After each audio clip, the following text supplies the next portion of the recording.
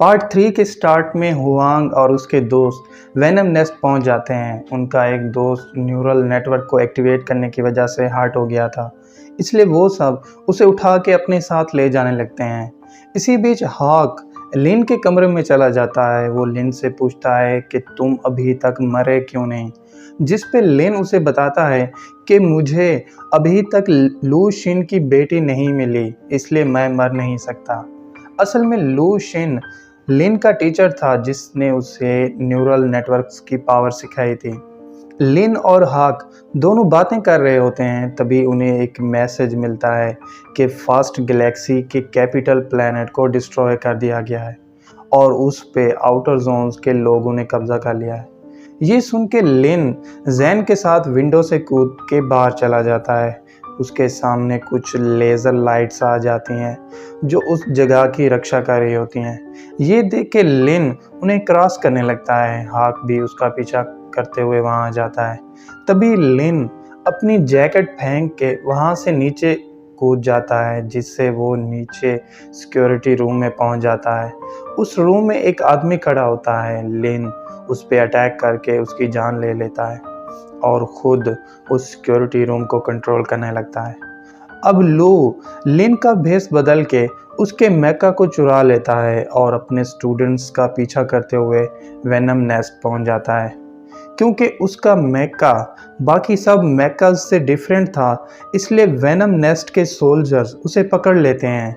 क्योंकि उसने लिन यानी सीजी का भेष बदला हुआ था, इसलिए वो सोल्जर्स अपने लीडर को ये सब बता देते हैं। ये सुन के उनका लीडर फौरन सीजी के कमरे में चला जाता है, मगर सीजी वहाँ नहीं होता।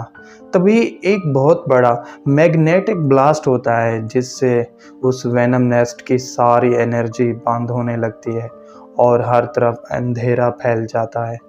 इसका फ़ायदा उठा के लू उन सोल्जर्स पे अटैक कर देता है और अपनी न्यू पावर्स से उन सोल्जर्स को हर्ट कर देता है। उधर लू के स्टूडेंट्स उन लेज़र्स को हैक करते हुए आगे बढ़ने लगते हैं। इसी बीच कुछ सोल्जर्स उन्हें देख लेते हैं, वो उन्हें पकड़ने वाले होते हैं। तभी सभी स्टूडेंट्स उन पे अटैक कर देते हैं और उन्हें काफ़ी हर्ट कर देते हैं। ये देख के कुछ और सोल्जर्स भी वहाँ आ जाते हैं। हुआंग और बाकी सब अपने दोस्त को उठा के एक कमरे में चले जाते हैं। यहाँ रिवील होता है कि वेनम नेस्ट के लोग छोटे छोटे बच्चों को किडनैप करके यहाँ ले आते थे। वो यहाँ उन पे एक्सपेरिमेंट करते थे और उन्हें इंसान से मैका बना देते थे। वो सोल्जर उस कमरे में इंटर होने वाले होते हैं, तभी लू वहाँ आ जाता है। वो अपने ग्लाइडर से उन पे अटैक कर देता है और एक एक करके सबको मार डालता है।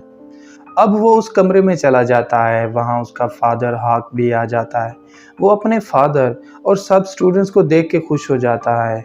इसके बाद वो सबके सामने अपना असल चेहरा रिवील करता है।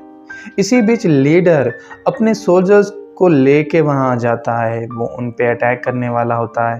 तभी लिन अपनी न्यूरल नेटवर्क की पावर से उस ग्लाइडर को एक्टिवेट करके उन सब पे अटैक कर देता है।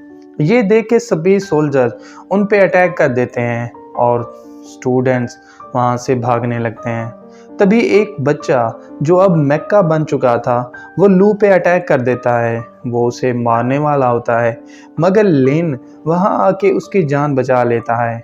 अब लिन और हॉक दोनों मिलके उन सोल्जर्स पे अटैक कर देते हैं। इसका फ़ायदा उठा के स्टूडेंट्स और लू वहाँ से बाहर चले जाते हैं। बाहर कुछ सोल्जर्स आ जाते हैं, वो उन सब पे अटैक कर देते हैं। लू और स्टूडेंट उनके साथ फाइट करते हैं और उन्हें हर्ट कर देते हैं। इसी बीच एक मैका लू पे अटैक करने वाला होता है, तभी लिन बीच में आ जाता है, जिससे मैका का अटैक उसे हिट कर जाता है। ये देख के जेन बाहर निकल के उस मैका पे अटैक कर देता है और उसे डिस्ट्रॉय कर देता है। लू अपनी जान बचाने पे लिन को थैंक्स कहता है और उसका मैका चुराने पे सॉरी कहता है। तभी लीडर कुछ मैकाज को लेके वहाँ आ जाता है। वो उन सब पे अटैक करने वाला होता है। तभी लिन अपनी न्यूरल नेटवर्क की पावर से उन सब मैकाज पे कंट्रोल कर लेता है, जिससे सब मैकाज एक दूसरे पे अटैक करने लगते हैं और एक एक करके एक दूसरे को डिस्ट्रॉय कर देते हैं। ये देख के लिन अपने मेका को एक्टिवेट कर देता है। वो वेनम नेस्ट के लीडर और बाकी सब को लेके वहाँ से बाहर चला जाता है। अब जैसे ही वो बाहर जाते हैं तो एक बहुत बड़ा ब्लास्ट होता है जिससे वेनम नेस्ट पूरी तरह से डिस्ट्रॉय हो जाता है। अब रिवील होता है कि वेनम नेस्ट का लीडर सभी गैंग्स के लीडर को मरवाना चाहता था, इसलिए उसने उन सबको वेनम नेस्ट में बुलाया था, मगर लिन ने उसका प्लान फेल कर दिया। अब लिन उन्हें बताता है कि लीडर एक प्यादा है और इन सब के पीछे कोई और मास्टरमाइंड है।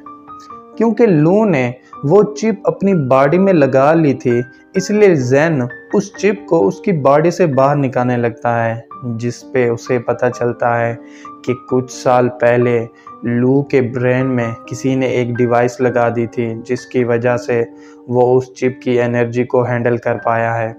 ये सुन के लिन जेन को उसकी जेनेटिक टेस्ट लेने का कहता है, और जब वो टेस्ट कंप्लीट हो जाता है तो रिवील होता है कि लू के ब्रेन की जेनेटिक इंफॉर्मेशन 100% लिन के ब्रेन से मिलती है। ये सुन के लिन शॉक रह जाता है। अब रिवील होता है कि लिन जिस आदमी को पिछले 5 सालों से ढूंढ रहा था वो लू बिक्सिंग है, लेकिन वो उसे क्यों ढूंढ रहा था ये हमें आगे के पार्ट्स में रिवील होगा। इसी बीच एक बहुत बड़ी स्पेसशिप वहाँ आ जाती है। वो आते ही उन सब पे अटैक करने लगती है। लिन उसके अटैक्स को डॉज करके एक रैप गेट बना लेता है और उसमें जंप करके अपनी शिप को दूसरे प्लेनेट में ले जाता है, मगर वो शिप यहाँ भी आ जाती है। वो फिर से उन सब पे अटैक करने लगती है। लिन शिप की डिफेंस एनर्जी को ऑन करके खुद को और उस बड़ी शिप के अटैक से बचा लेता है और फिर से रैप गेट बना के एक और प्लेनेट में चला जाता है और सबकी जान बचा लेता है। इसके बाद लिन सबको बताता है कि इसके पीछे प्रिंस कैलेट के लोगों का हाथ है। असल में जब 8 गैलेक्सी का जन्म हुआ तब स्पेस पायरेट्स ने उस पर कब्जा करने की कोशिश की, जिससे बहुत सी लीग्स के बीच एक भयानक जंग हुई और प्रिंस कैलेट के लोग वो जंग जीत गए।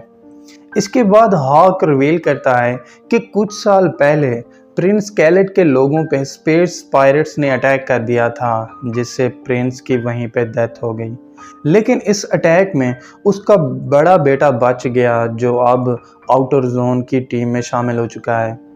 क्योंकि 2 रैप जंप्स की वजह से शिप की एनर्जी ख़त्म हो गई थी, इसलिए सब उसे रिचार्ज करने के लिए एक ओल्ड स्टेशन पे चले जाते हैं। उस ओल्ड स्टेशन की पावर बिल्कुल डाउन हो चुकी थी। लू और जेन अपनी नॉलेज से उसे दोबारा एक्टिवेट करने की कोशिश करने लगते हैं। तभी उस स्टेशन की एनर्जी अचानक से एक्टिवेट हो जाती है और उनके सामने एरिस वॉन आ जाता है। एरिस लिन को कहता है कि तुम्हारी वजह से लू शिन ने मेरे फादर को मार डाला, इसलिए मैं 8 गैलेक्सी के सभी प्लैनेट्स को डिस्ट्रॉय करके अपनी फादर की मौत का बदला लूँगा।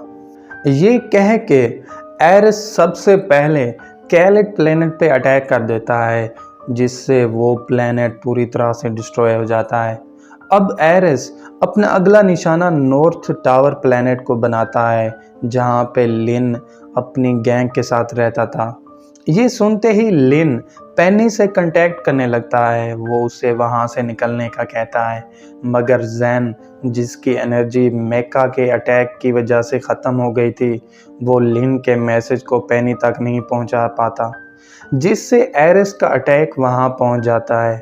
पेनी समझ जाती है कि अब ये प्लेनेट डिस्ट्रॉय होने वाला है, इसलिए वो लिन के साथ गुजारे हुए लम्हों को याद करने लगती है और इसके साथ ही वो डेथ रे नॉर्थ टावर प्लेनेट को हिट कर जाती है, जिससे एक बहुत बड़ा ब्लास्ट होता है और नॉर्थ टावर प्लेनेट उसमें डिस्ट्रॉय हो जाता है। और इसके साथ ही पार्ट 3 यहीं पे एंड हो जाता है। तो दोस्तों, अगर आपको पार्ट 3 की एक्सप्लेनेशन अच्छी लगी हो तो चैनल को सब्सक्राइब और वीडियो को लाइक ज़रूर कीजिएगा। और अगर आप चाहते हैं कि मैं डिफेक्टिव के आगे के एपिसोड्स को भी एक्सप्लेन करूं, तो कमेंट करके ज़रूर बताइएगा। Thank you.